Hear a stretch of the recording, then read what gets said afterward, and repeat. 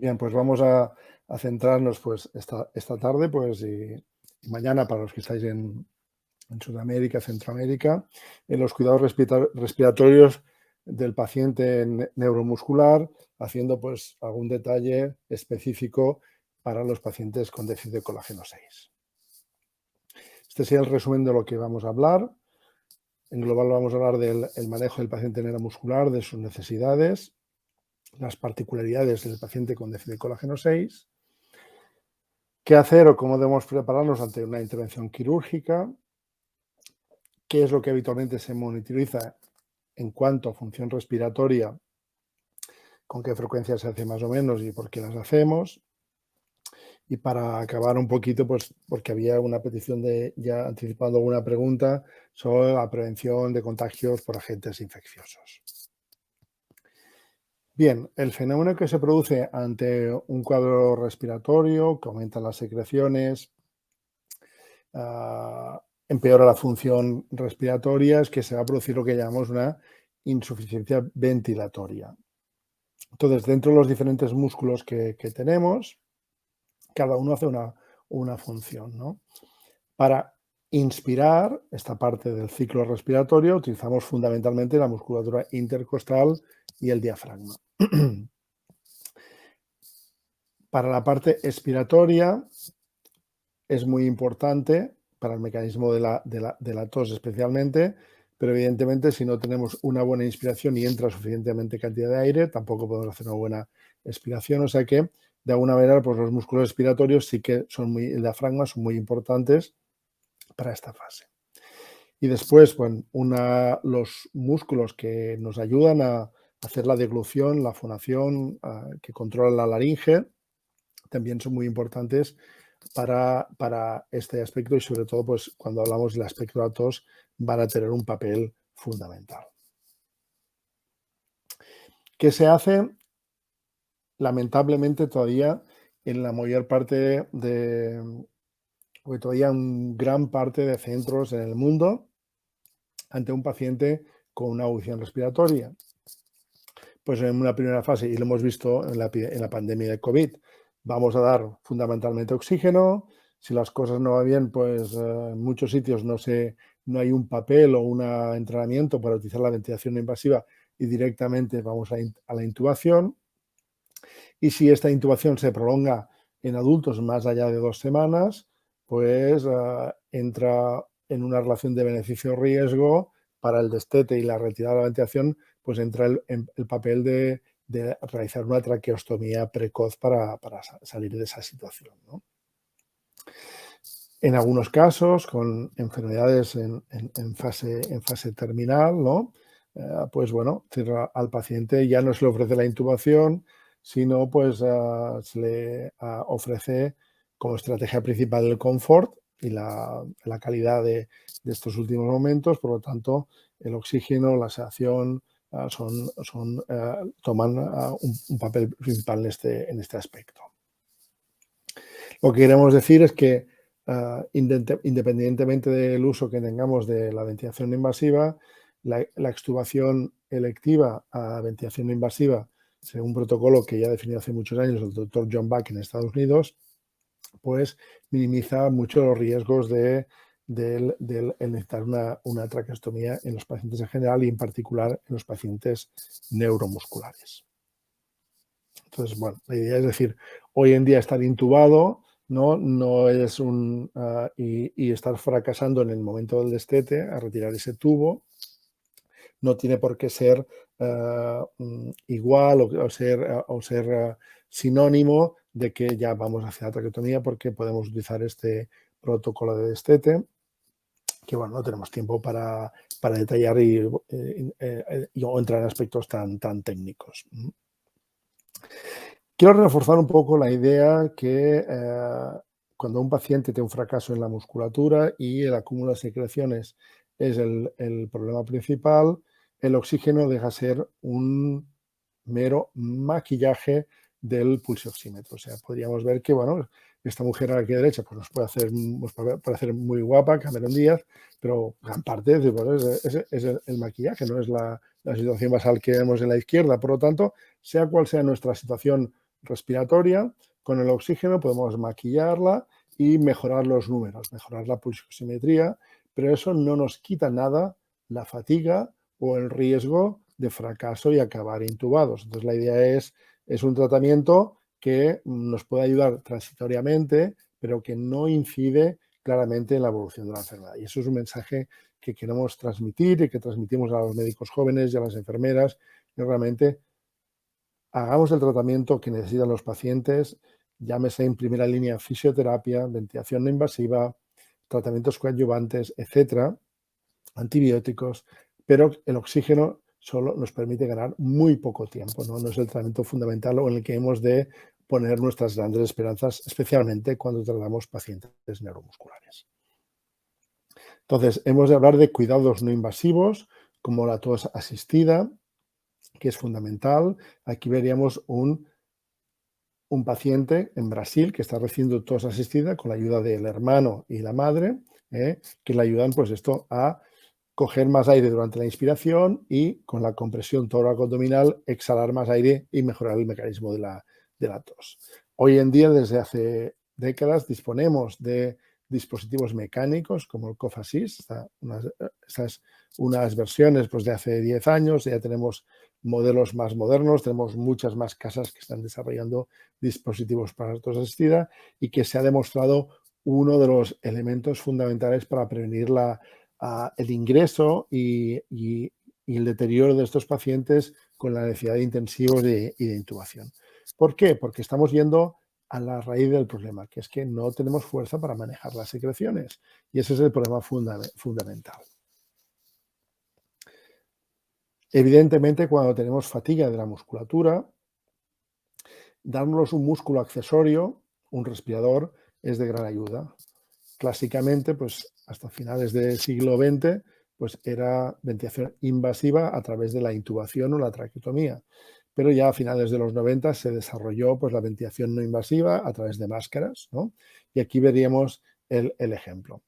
Máscaras hay de muchos tipos, algunas solo cogen la nariz, otras cogen nariz y boca, hay las cánulas nasales para los niños pequeños, pero en agudizaciones graves nosotros recomendamos el uso de la interfase que llamamos facial o completa, porque realmente les proporciona un gran confort a los pacientes, disminuye mucho el riesgo de fugas y hace que la eficacia de cualquier respirador que tengamos, más nuevo, más antiguo, sea mucho mejor y en algunos casos nosotros pudimos demostrar en pacientes agudos que reducíamos un 20% el porcentaje de intubación en pacientes con bronquiolitis, una infección que afecta a lactantes menores de 6 meses especialmente, pues se reducía sencillamente solo cambiando la mascarilla, independientemente de los respiradores que usábamos y el resto del protocolo. Evidentemente, no todo en esta vida es cuidado respiratorio y hay cuidados complementarios que son igual de importantes. La nutrición, el manejo de la silorrea, etcétera, etcétera. Entonces, la idea es, evidentemente, otras maniobras de fisioterapia respiratoria. Todo esto nos va a ayudar para poder tener el mayor porcentaje de éxito y evitar la invasividad durante esta agudización respiratoria del paciente. Pasemos ahora a hablar un poquito de las particularidades que tiene el paciente con déficit de colágeno 6. Muchas cosas igual ya clínicamente se habrán hablado estos días previos o porque se ha hablado de la historia natural de la enfermedad, pero este trabajo publicado hace varios años, 6, 8 años, pues es una recogida de un número bastante de varios centenares de pacientes, en el cual pues se caracterizó pues la frecuencia en las diferentes formas de la enfermedad del declinar de la función pulmonar, y entonces viendo que en la forma de Ulrich pues el fracaso respiratorio de promedio necesitaba soporte respiratorio a la edad de 11 años, en las formas intermedias podía ser alrededor de los 21 años y la forma de Bedlem, la más benigna, pues se podía ocurrir más allá de los 40 años, ¿no? Evidentemente siempre puede haber un paciente que se salga un poquito de los márgenes o del 95% de esta historia natural, pero bueno, nos da una información bastante clara que una vez tenemos la genética y conocemos bien el fenotipo del paciente, pues podemos hablar un poquito de las expectativas que tenemos, ¿no? ¿Por qué puede haber estas diferencias? Bueno, la afectación del músculo diafragma es importante. Sí que se ha visto que en algunos pacientes la rapidez con que se afecta el diafragma puede ser diferente a la de otros músculos y que se produzca un deterioro de la función respiratoria antes de la pérdida de la bipedestación. Pues esto es importante. Realmente, pues la monitorización de este diafragma con una prueba bien sencilla, que es la comparación de la espirometría estirado y sentado. Y luego veremos por qué esto es así. Bueno, sencillamente es por el hecho de que las vísceras abdominales, especialmente el hígado, de gran tamaño y gran peso, pues comprimen hacia arriba y dificultan la movilidad del diafragma. Si el diafragma está débil, durante la noche se producirá más claramente la fatiga y el fallo de esta situación y entrar en insuficiencia respiratoria durante la noche. Otra particularidad importante, y creo que es casi específica en el paciente con déficit de colágeno 6, es el riesgo de tener neumotórax. ¿Qué es el neumotórax? Aquí a la izquierda veríamos una imagen del pulmón, el pulmón que ven a su derecha, que es normal, y el otro se ha hecho mucho más pequeño. ¿Por qué? Porque se ha escapado aire a la cavidad torácica y este aire está comprimiendo el pulmón. No es un tema de presiones, entonces el pulmón, una vez se perfora, pues tiene tendencia al colapso por la presión del aire que se ha escapado.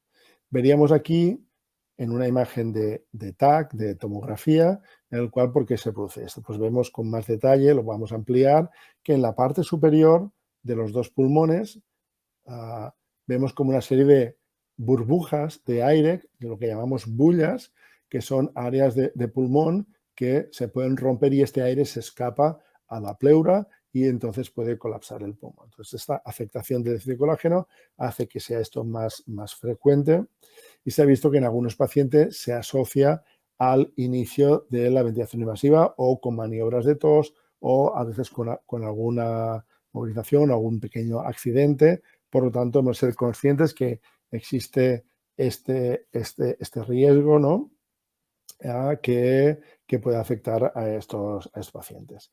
En principio, el manejo es bastante sencillo. Veríamos aquí a la derecha, arriba, que el pulmón está colapsado, el aire está llenando la cavidad y nosotros insertamos pues, una sonda, un catéter pleural que nos va a permitir drenar bajo agua, en un sello de agua, en una maleta, ¿no? Que va a estar burbujeando, pues nos va a permitir eliminar ese aire y que se expanda el pulmón. Evidentemente hay un riesgo de recidiva y en estos casos lo que se predica es el inicio precoz de lo que se llama la pleurodesis, que es utilizar esta misma sonda para introducir líquidos que generen una inflamación y una cicatrización de esta pleura y que se pegue esta pleura para minimizar el riesgo de que se vuelvan a producir estos escapes aéreos. En algunos casos pueden ser necesarias la cirugía e ir a quitar esas zonas de bullas apicales que hemos visto, que estamos viendo en el escáner de la izquierda, para poder prevenir su rotura en el futuro. Bien, es lógica la pregunta de que ante un paciente, cualquier paciente estable de cualquier enfermedad neuromuscular, que no tiene criterios para usar la ventilación invasiva, que no ha tenido agudizaciones, sí debemos hacer alguna cosa especial ante una intervención quirúrgica. Bien, evidentemente podemos tener diferentes intervenciones quirúrgicas a realizar.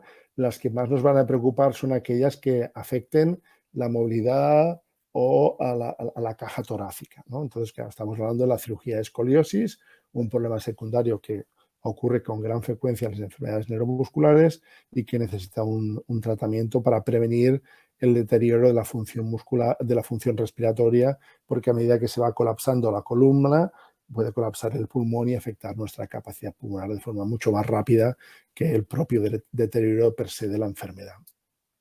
Bien, ¿qué hacemos pues, en la unidad funcional de neumología en nuestro centro? En primer lugar, es fundamental la valoración clínica del paciente. y realizar una serie de exámenes complementarios que nos ayudarán a medir cuál es esa fuerza muscular, cuál es la capacidad para respirar que tiene el paciente, cuál es la capacidad que tiene para toser, que lo medimos con esta prueba que se llama Cuff Peak Flow. Podemos hacer estudios, como vemos abajo a la derecha, de pulsioximetría nocturna. Veríamos aquí un ejemplo de un paciente que hace en Granate, vemos episodios de caída de la saturación, varios episodios, que sería típico de un paciente que tiene apneas obstructivas, ¿no? Y que eso pues, está alterando su ritmo del sueño, ¿no? Evidentemente podemos hacer el TAC pulmonar que nos informe pues, si hay bullas o no y tenemos riesgo de neumotórax o no. Podemos ver un poquito si hay áreas del pulmón que está el tejido ya está afectado, hay dilataciones bronquiales o hay infecciones en marcha, etcétera. Todo esto nos permite categorizar el paciente como en tres grados, ¿no? Sería, en primer lugar, el paciente de bajo riesgo respiratorio, que vamos a hacer un preoperatorio estándar, dado que se encuentra con una buena capacidad y no tiene riesgos. Un paciente que la cirugía de riesgo es moderado o alto, por lo tanto, pueden surgir complicaciones que prolonguen la intubación, que nos pongan en riesgo de precisar una traqueotomía para salir de la unidad de cuidados intensivos. En estos pacientes, pues, precisamos de la colaboración de la paciente y de la familia para hacer un ingreso previo, adaptación a la ventilación no invasiva, entrenarnos en el uso del cofasis, ¿no? Y tener claro que estamos, pues bueno, minimizando los riesgos, pero no dejándolos a cero el riesgo de que el paciente pueda, al final, si aparecen varias complicaciones, no una sola, tienen que ocurrir varias cosas, ¿no? Adversas, para que al final nos encontramos con el riesgo de tener que afrontar una traqueostomía para sacarlo de la unidad de cuidados intensivos. Y finalmente nos podemos encontrar, aunque no es frecuente, pues el paciente en el cual pues, existe una clara contraindicación que los riesgos de la cirugía son claramente superiores al no intervenir. ¿Qué es lo que recomendamos y de forma protocolizada hacemos en nuestro centro? Pues en estos pacientes vamos a ingresar al paciente para adaptarlo al ventilador de no invasiva. Aquí veríamos, ¿no? Y incluso esta familia en una favela en Brasil, pues disponen, seguramente se han tenido que comprar ellos el respirador, ¿no? No han podido comprar un cofasis y entonces, ¿qué realizan? Realizan la tos asistida de forma manual, utilizando una bolsa de reanimación o coloquialmente la llamamos AMBU, pues las marcas más conocidas. Entonces hacemos insuflación por 3 veces para llenar el pulmón al máximo. Evidentemente es imprescindible la buena colaboración del paciente y luego posteriormente tenemos que comprimir tórax y abdomen para forzar esa salida del aire y que arrastre las secreciones. Entonces es importante saber que estas son las dos herramientas fundamentales. Sí, los aspiradores de secreciones nos pueden ayudar a manejar secreciones altas en la orofaringe, pero realmente no nos van a solucionar el problema de remover las secreciones de la vía aérea, que es lo fundamental y que nos puede comportar graves complicaciones en el posoperatorio del paciente. Insistir en esto, que la introducción del dispositivo de tos asistiva mecánica, el Cough Assist Device, pues realmente es una herramienta fundamental hoy en día en nuestro día a día del manejo del paciente neuromuscular. Pues aquí tendríamos algunos ejemplos, ¿no? De adaptación. La colaboración de la familia, las madres, los padres es fundamental. Utilizar los elementos acordes a la edad del paciente para que tolere esa mascarilla que ahora en ese momento no necesita, pues es esto, la lectura, los videojuegos, cualquier cosa que le suponga un atractivo al niño, pues nos puede ayudar a la fase de adaptación cuando estamos utilizando durante el día, pero el objetivo principal es siempre conseguir que puedan conseguir un buen sueño unas horas durante la noche. Aquí veríamos un ejemplo de adaptación al Cough Assist en una paciente que por suerte pues tenía la fuerza de los brazos conservada y podía hacerlo ella misma, ¿no? Como veis lleva un halo que era el dispositivo para prepararla para una cirugía de escoliosis. Ahí vamos cómo hacer las insuflaciones, las exuflaciones y cómo al final ella es capaz de sacar por la boca las secreciones. Otra parte importante que es motivo de pregunta y que nos podemos encontrar pequeñas o grandes diferencias entre centros en cuanto a la motivación del paciente. En general, del paciente que viene a nivel ambulatorio o a nivel domiciliario, pues es la clínica, la exploración, la auscultación, la valoración del paciente, pues es el tema fundamental. El registro de pulsioximetría nocturno pues, puede ser opcional, y hemos visto antes un registro. Y cuando el paciente a nivel ambulatorio viene al hospital o está ingresado, pues añadimos a esto pues la analítica para ver el equilibrio ácido-base, ¿no? Vamos a ver cómo está la PCO2, vamos a ver cómo están los bicarbonatos, ¿no? Excepcionalmente podemos hacer una gasometría arterial para ver cómo está la oxigenación, aunque ya os decimos, en general, la monitorización con el pulso oxímetro nos da una idea de la oxigenación que es suficiente y es bastante menos dolorosa que la gasometría arterial. Evidentemente podemos hacer valoraciones del peak flow, tenemos las espirometrías que hemos comentado, que en el caso de los pacientes con déficit de colágeno, pues siempre las vamos a hacer en sedestación y estirado para ver si encontramos cambios diferenciales que nos indiquen una fatiga precoz de ese diafragma que ya no es capaz de contener el hígado y realmente se elonga y funciona en malas condiciones durante la noche, pues es uno de los datos importantes para valorar, ¿no? En cuanto a la pulsioximetría, la polisomnografía, sea con CO2 o no, normalmente sí que cuando la pedimos queremos valorar la ventilación del paciente, pues eso es un complemento, pero como dice aquí la bibliografía, solo se hace imprescindible o muy útil cuando la capacidad vital medida por espirometría es menor del 50%. Entonces, aquí estamos en desacuerdo con muchas de las guías de práctica clínica, con muchas de las rutinas que se dan en hospitales o de las peticiones por parte de la familia para hacer un estudio del sueño, que es una prueba muy incómoda, a mi parecer, costosa, hacer con lista de espera y que en las situaciones de que el paciente está suficientemente bien no nos va a dar información diferencial. Por lo tanto, nosotros las restringimos a los pacientes que tengamos dudas clínicas cuando se encuentran en esta fase en que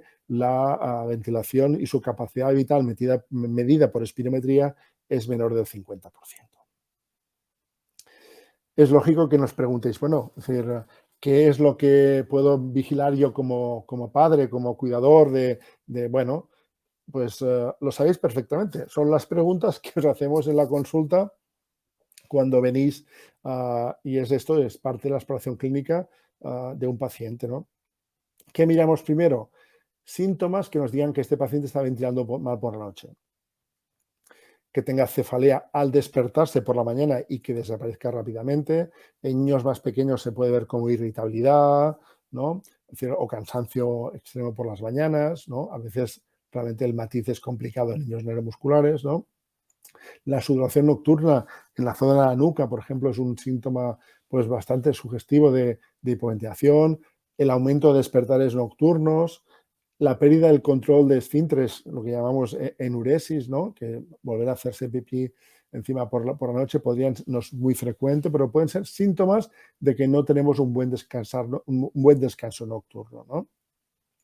Otra medida indirecta de que no tenemos un buen mecanismo de la tos es que cualquier resfriado nos implique un ingreso con una agudización, con atelectasias pulmonares, colapsos, secreciones que son difíciles de mover, la necesidad de una broncoscopia. Todo esto nos está diciendo, igual la ventilación está preservada, pero la capacidad de la tos se está afectando y por lo tanto sería un indicador de que hemos de evaluar la situación de este paciente.